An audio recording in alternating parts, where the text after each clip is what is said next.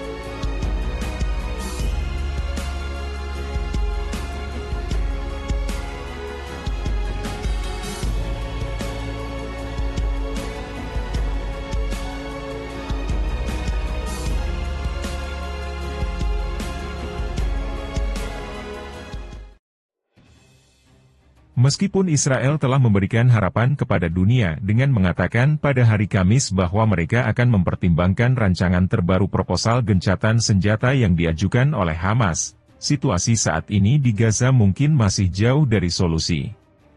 Namun, di sisi lain, Israel berbicara pada hari-hari sebelum tanggapan Hamas mengenai fase selanjutnya, yang dilaporkan sebagai konflik dengan intensitas lebih rendah, namun akan membuat tentara Israel tetap berada di lapangan dan memprioritaskan kelanjutan pertempuran dibandingkan pembebasan tawanan Israel yang tersisa. Pemerintah Israel sejauh ini bersikeras bahwa pertempuran tidak akan berakhir sampai Hamas dikalahkan sepenuhnya, tetapi dengan munculnya kembali para pejuang kelompok tersebut dan faksi Palestina lainnya di wilayah Gaza di mana Israel telah menyatakan mereka dikalahkan, jelas bahwa hal tersebut tidak akan terjadi dalam waktu dekat.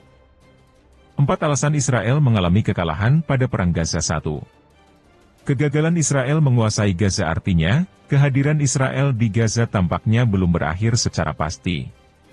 Perdana Menteri Israel Benyamin Netanyahu memiliki insentif untuk meneruskan hal ini selama mungkin, kata Omar Rahman, anggota Dewan Urusan Global Timur Tengah, kepada Al Jazeera. Analis lain setuju. Genosida yang sedang berlangsung, penghancuran Gaza, kelaparan warga Palestina dan kehancuran mata pencaharian, dikombinasikan dengan pertimbangan strategis dan keamanan Israel, mengarah pada pendudukan kembali jalur Gaza dengan tujuan mengusir warga Palestina dari tanah mereka, kata Ihab Maharmeh dari Doha Institute. Pada bulan-bulan sebelum serangan darat Israel di Rafah, tempat lebih dari 1 juta pengungsi Palestina berlindung, tekanan politik telah menumpuk terhadap Netanyahu dan pemerintahannya melalui protes global, termasuk yang banyak terjadi di kampus-kampus di seluruh Amerika.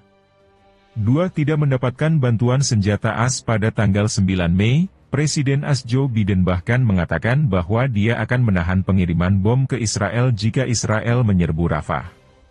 Namun operasi Israel di Rafah yang digambarkan sebagai serangan terbatas, berjalan lancar tanpa adanya penolakan dari pemerintahan Biden ketika tentara Israel menguasai seluruh koridor Philadelphia yang memisahkan Gaza dan Mesir. Pembicaraan gencatan senjata terhenti, dan jumlah jajak pendapat dalam negeri Netanyahu membaik. Dan dengan kemampuan manuver yang lebih baik, pemerintahan Netanyahu kini mungkin berupaya mencapai tujuan yang berbeda. Banyak dari kita yang menganggap tujuan nyata, Israel, adalah kehadiran dan pengambil alihan, Gaza, Israel tanpa akhir dan likuidasi kehadiran Palestina di sana, kata Rahman. Tujuan Israel adalah membersihkan sebanyak mungkin warga Palestina dari Gaza secara etnis. Israel telah belajar bahwa perlawanan Palestina tidak berasal dari pemerintahan mereka atau dari identitas dan orientasi kelompok yang berkuasa, melainkan dari keberadaan masyarakat Palestina secara demografis yang bersatu, kata Hani Awad dari Doha Institute. 3. Perpecahan politik di Israel sementara kelompok sayap kanan, termasuk di pemerintahan, telah mendorong pengambil alihan penuh dan penyelesaian Gaza, Netanyahu bersikeras bahwa itu bukanlah pendiriannya. Namun, dengan secara paksa membersihkan zona penyangga di sepanjang pinggiran Gaza dan di sepanjang koridor yang menembus jantung wilayahnya, Israel berupaya mengubah realitas daerah kantong tersebut.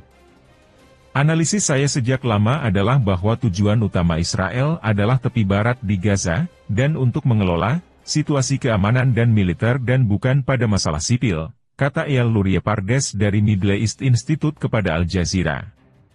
Gagasan dibalik fase ketiga adalah bahwa Israel tidak memerlukan seluruh brigade di dalam kota. Anggap saja sebagai tepi barat. Mereka ditempatkan di luar pusat populasi tetapi selalu mempunyai kemampuan untuk melakukan serangan kecil atau meluncurkan operasi.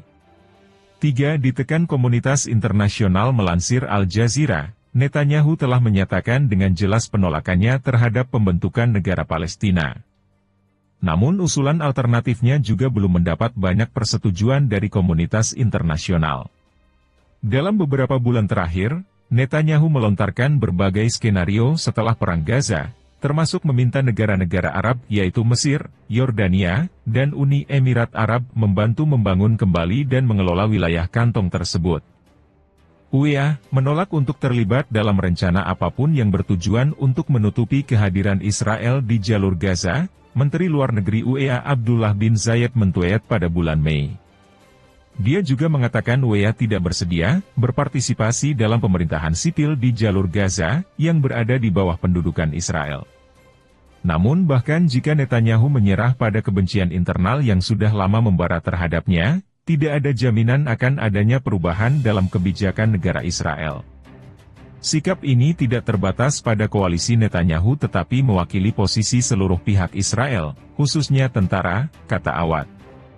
Para analis mengatakan ambisi Netanyahu tercermin dalam arus utama politik Israel, termasuk penantang politik utamanya, Benny Gantz, dan Menteri Pertahanannya, Yoav Gallant, yang baru-baru ini bertemu dengan para pejabat AS selama kunjungan ke Washington. Bahkan jika pemerintahan Netanyahu hilang dan digantikan, Israel menghadapi dilema bahwa Israel tidak dapat melepaskan diri secara militer dari jalur Gaza karena keengganan atau ketidakmampuannya untuk bergulat dengan konteks politik Palestina, kata Rahman. Israel dan komunitas internasional tidak ingin menyerahkan pemerintahan atau kendali kembali kepada Hamas, namun pada saat yang sama mengapa negara-negara Arab dan komunitas internasional harus membangun kembali, memerintah dan mengawasi Gaza atas nama Israel setelah apa yang mereka lakukan dan tanpa jangka waktu yang lama.